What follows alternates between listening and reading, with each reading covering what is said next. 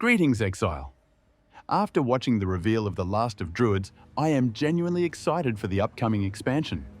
We are getting a massive amount of content this time. We finally have shape-shifting, which means we can now cosplay as our favorite furry, whether you want to be strong and furious like a bear to trample your foes, nimble and agile like a wolf to tear them apart, or even deadly and ferocious like a wyvern to call down the wrath of storms upon them. And that is not all, as we are also getting even more passives now, with Druid receiving additional ones on top of many changes to almost every ascendancy, which opens up countless new build possibilities. We are also getting an advanced version of Incursion combined with synthesis from POE 1 in the form of the Fate of the Val League mechanic with many new twists. I cannot wait to crangle my body with several enhancements only to die and lose it in the next map, or even destroy items that took me days to farm and craft, all in the name of science. But the highlight of the reveal was without a doubt the assets of the manliest druid alive. And of course, everyone's favorite mommy, Queen Atziri. But you're not here to hear about my questionable tastes, you are here to learn about my league start plans. So without further delay, let's talk about them. But first, I want to give a small update on the two builds I made in 0.3 and how the changes in 0.4 will affect them. Bleed Bonk and Spin to Win, both of them created using Titan Ascendancy. Let's start with Bleed Bonk. This build has almost no meaningful changes in 0.4, so it is just as strong as before. You can follow the existing guide exactly as it is, and it will still work perfectly. But if you still want to know the small adjustments, here they are. Shield Charge received a slight damage scaling buff, although this does not really matter for us because we only use it to prime enemies for stuns in the early game. Wind Dancer was also nerfed and now deals only half damage with the Shockwave. But just like Shield Charge, this does not really affect the build too much since the endgame stun build-up is still insane, although the early game might feel slightly weaker, which is easily fixed by using a higher level gem. The biggest and most expected change is the nerf to Atalui's Bloodletting, which was doubling the damage of many builds, including this one. It now only grants 40% extra physical damage instead of the ridiculous 100% it provided earlier. Because of this, you will now need to drop 2 Hammer of the Gods instead of just 1 for very difficult bosses. But the important thing to note is that this only affects the final version of the build. The budget version remains completely unaffected. After that, let's talk about the Spin to Win build, which has been massively buffed in 0.4. Almost every skill used in this build has received some kind of upgrade. Let's start with the main skill, Whirling Assault, which has seen the biggest improvement out of all of them.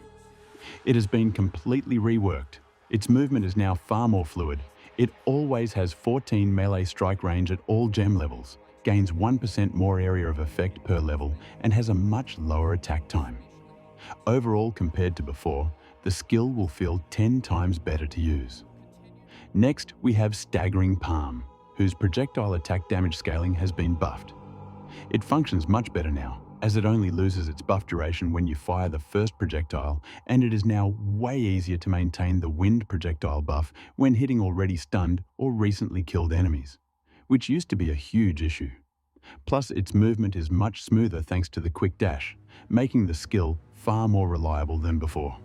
After that, we have Tempest Bell, which was genuinely the biggest downside of this build previously.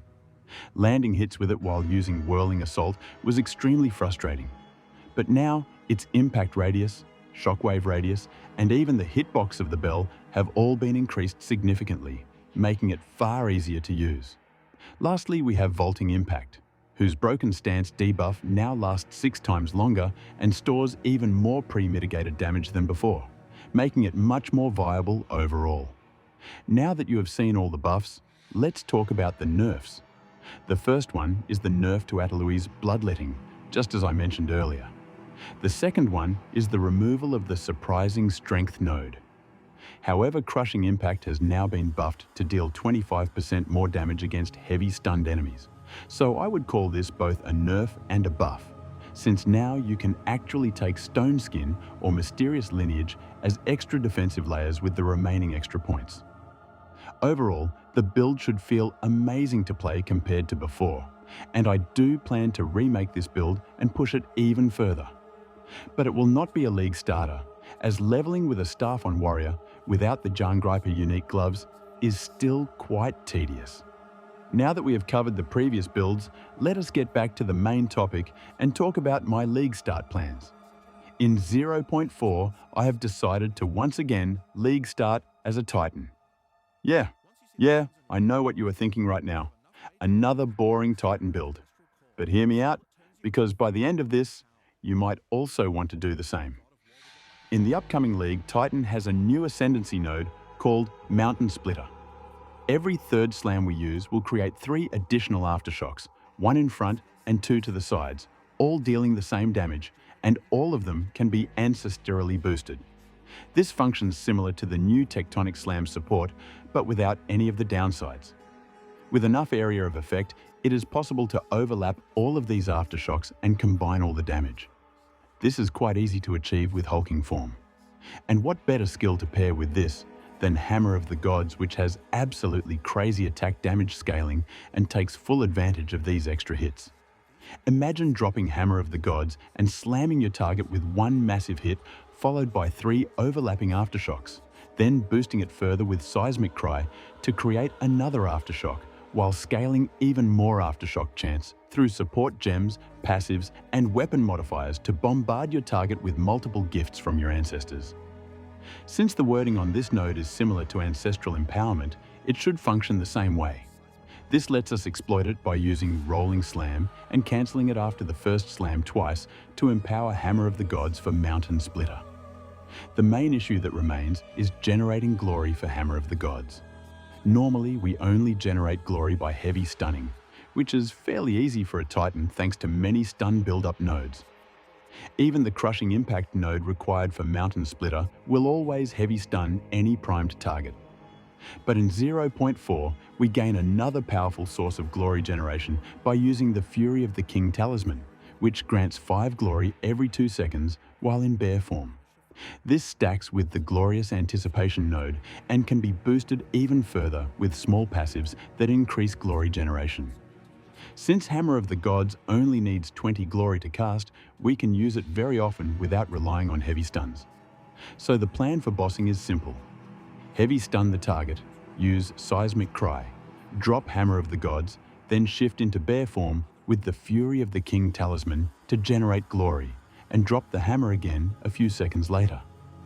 As for mapping, Rolling Slam with strong area of effect and Herald of Ash should be more than enough. Keep in mind that all of this is based on speculation, so I could be wrong about some things. A lot of testing and experimenting with the new supports and passive skills is still needed to figure out the best way to make this work. For now, a Mobalytics guide will be available, but only as a draft to follow. Once I finish leveling on day 1, I will update it, and within the next 2 days, you can expect a full leveling video to help you progress smoothly. I will be streaming almost every day on Twitch after League start, so if you want to watch my misery live, make sure to drop a follow there. If you enjoy these off-meta and wonky builds, make sure to like, subscribe, and ring the notification bell to stay updated. You can also join our Discord server if you want even more updates. As always, thanks for watching Exile.